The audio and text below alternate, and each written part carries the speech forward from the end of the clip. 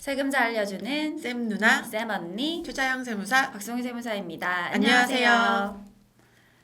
네, 5월이 되어서 이제 안내문들이 속속들이 도착하고 있는데요. 뭔가 안내해 주는 건 좋은데 어떤 안내인지 이거 사실은 잘 모르겠다. 그리고 안내문이 너무 뭐가 많아. 네, 그래서 안내문을 하나씩 같이 보면서 해설을 한번 해볼까 싶어요. 네, 오늘은 그 유형 중에서 다양한 유형이 있는데 가장 많은 분들이 해당이 되실 것 같은 D유형 간편장부 대상자 기준경비율 이분들이 받으셨던 안내문을 같이 한번 살펴보겠습니다. 네, 예시로 하나 가지고 살펴볼게요. 제일 위에 보니까 일단 코로나 때문에 신고 창구는 운영하지 않는다. 홈택스로 직접 하시거나 세무대리인의 도움을 받아라. 이런 안내가 제일 위에 있네요. 홈택스 신고가 좀 편하긴 할 텐데 간편장부 만드시려면 조금 힘드실 수도 있을 것 같네요. 네, 홈택스에 제가 들어가 보니까 약간 진짜 질문하듯이 조금 달라졌어요. 바뀌더라고요. 그죠? 네, 어쨌든 뭐 제일 위에 그러한 문구가 있고요. 그 밑에 2020년 귀속 종합소득세 확정신고 안내 그리고 밑에 빨간색으로 이제 유형이 나옵니다. 그래서 네. 이거는 D유형이고 간편장부 대상자 기준경비율. 내 유형이 어디 있지? 그러시면 여기 있다는 거 여길 보시면 됩니다. 네, 이게 무슨 말일까요? 장부를 작성한다면은 간편장부를 할 수 있다. 복식부기는 안 해도 된다. 이런 그쵸. 말이고. 추계를 신고한다면 단순경비율 안 되고 기준경비율로 해야 된다. 그런 말인 거죠? 네, 네. 그런 말인 거고요.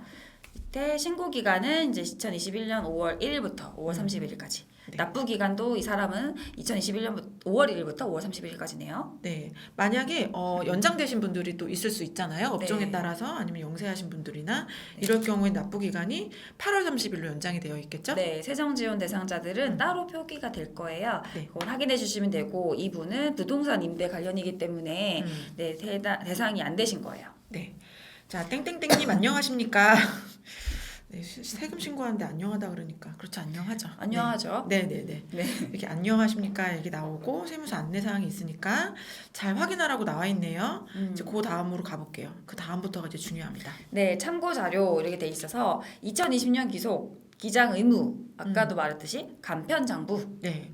요거 세무서에서 판단을 해주는데 가끔씩 요게 잘못되어 있는 경우가 있었죠. 네, 맞아요. 장부 작성 의무는 사실 직전 사업년도 금액을 가지고 판단하도록 되어 있는데 직전 사업년도에 내가 금액을 넘었는데도 불구하고 간편장부로 나오는 경우들도 종종 있어요. 네, 특히나 이제 공동사업 하시는 분들의 경우에 원래 공동사업은 사업장 전체를 가지고 기장 의무를 판단해야 되는데 그걸 잘라가지고 이 개인의 소득 금액 규모만 가지고 판단해서 잘못 나온 경우가 있는데 나중에 이거를 어떻게 해줄지 모르겠지만 어쨌든 소득세는 신고 의무가 납세자한테 있는 거기 때문에 네. 안내문 자료가 잘못 나오셔도 여러분들이 제대로 신고하셔야 돼요. 네, 어쨌든 여기 장부 의무가 안내가 되어 있고요. 그 밑에는 이제 사업소득 사업장별 수익금액 명세라고 되어 있어요. 네.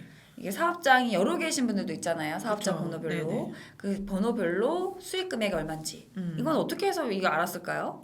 이거는 업종에 따라서 뭐 부가세 신고를 했을 수도 있고 주택임대 같은 경우나 뭐 다른 인적능력이나 이런 분들 면세 같은 경우는 면세사업자 현황 신고를 하셨을 텐데 그때 이런 매출액이 딱 확인이 되는 거죠. 그죠. 보통 부가세 신고된 자료가 이 수익 금액이 뜨는데 그래서 그 신고된 게 맞는지를 확인을 잘 해야 되고 네. 혹시나 내가 부가세 신고를 안 했으면 안 했거나 좀 틀리겠다라면은 그러면 이번에 잘 하셔야 잘해야 되는 되죠. 거죠. 네. 근데 만약에 옛날에 부가세 신고를 내가 한 1,000만 원 했는데 잘못 신고했어. 그래서 이번에 소득세 신고를 2,000만 원 했다.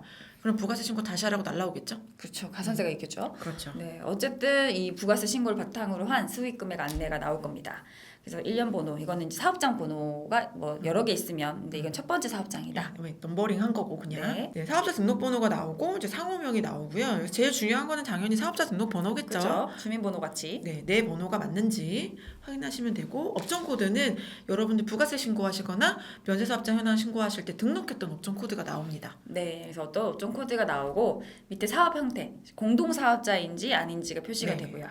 네, 기장 의무 당연히 이제 저희 간편장부 보고 있으니까요. 간편장부로 표시가 됐고 수익 금액이 얼마입니다까지 나오고요. 네. 네, 이 수익 금액이 여러분들 수익 금액이 맞는지 그것도 다시 한번 확인하시고 그 다음에 경비율이 나오죠. 네, 기준경비율, 단순경비율 나오고 또 일반율, 자가율. 이 뭘까요? 자가율은 이 부동산이 내 거냐 이런 뜻이고요. 그 일반율은 아닌 거고요. 네. 네, 근데 이 경우는 부동산 임대이기 때문에 이 비율이 똑같네요. 어쨌든 경비율이 기준 경비율일 때 그 중에서도 일반 자가 또 단순 경비일 때 얼마가 이렇게 나오는데 지금 이분 같은 경우는 기준경비율 대상자였죠. 네, 기준경비율 간편장부니까 기준경비율 대상자셨겠죠? 예, 기준경비율 대상자이기 때문에 15.2% 임대사업이라서 그 기준으로 이제 만약에 기준경비를 선택하신다면 그거대로 신고하셔야 되는 거죠. 네, 그리고 밑에 주요 원천징수 의무자 이렇게 해서 누가 나올 텐데 만약에 3.3%를 떼실 사업소득이 있는 프리랜서라면 제일 매출이 많은 곳에 이름이 아마 뜰 거예요. 자, 그 다음에 여기 별 표시 보면 아까 저희가 초반에 설명드렸는데요. 구성원이 동일한 공동사업장이 2개 이상인 경우에는 해당 공동사업장의 수익 금액을 합산하여 기장 의무를 판단해야 된다.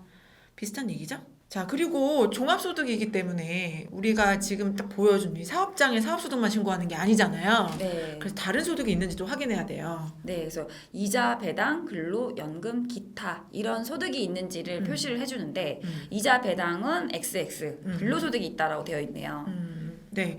근로소득만 동그라미 표시되어 있으니까 이분은 종소득 신고하실 때 본인의 근로소득도 합산해서 신고 꼭 하셔야 돼요. 네, 만약에 이자, 배당 내가 이자가 아예 없는 건 아닌데 왜 여긴 X라고 됐을까요? 금융소득은 여러분들 잘 아시겠지만 2천만 원이 넘을 때만 종합과세 대상자이기 때문에 2천만 원이 넘을 때만 여기 동그라미 표시가 되고요. 네. 아닐 경우에는 있더라도 표시가 안 됩니다. 네, 그래서 어쨌든 신고 합산해야 되는 거는 근로소득이 동그라미 되어 있다.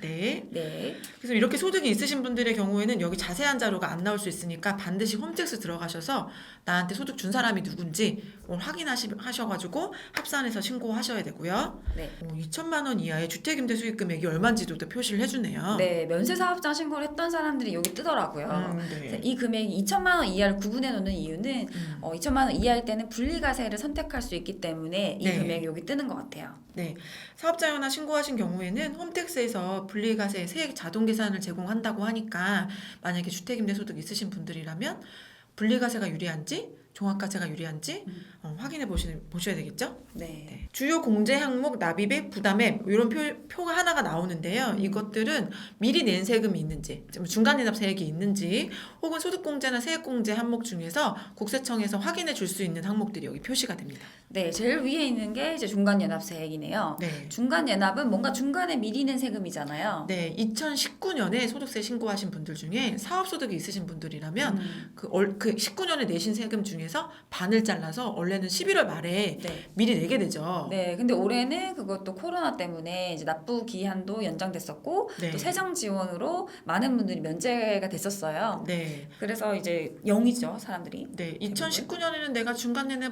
공제를 받았는데 올해는 왜 공제가 안 뜨지? 이러시면 아마 안 내셨을 거예요. 내가 부담한 세금이 없다라는 네, 네. 거네요. 네. 네, 그리고 그 밑에 이제 소득공제 항목이 있는데요. 음. 이제 소득공제랑 세액공제 항목이 있어요. 네, 소득공제는 소득을 깎아주는, 공제는 깎는다는 얘기거든요. 소득을 깎아주는 게 소득공제고 소득이랑 세금을 다 계산한 다음에 나온 세금을 깎아주는 게 세액공제죠. 네, 소득공제 항목에는 국민연금 낸 거 얼마인지 그리고 개인 연금저축 가입한 거. 네, 그 다음에 노란우산공제 이렇게 세 가지를 소득에서. 여기 소득에서 보여줄 수 있고요. 이거 말고도 다른 소득공제 항목이 있는데 여기 국세청에서 요 안내문을 통해서 보여주는 소득공제 항목이 요만큼이 있어요. 그러면 이렇게 항목들이 있으신 분들은 요것들을 다 나중에 세금 신고하실 때 빠뜨리지 않고 자 소득공제 받으실 수 있도록 하면 될 것 같고요. 네. 네, 그 다음에 세액공제도 나오네요. 네, 세액공제는 이제 IRP 퇴직연금 계좌나 연금저축 계좌에 납입한 금액들이 여기 뜨고요. 네. 이 금액에 뭐 15%, 12% 이렇게 세금에서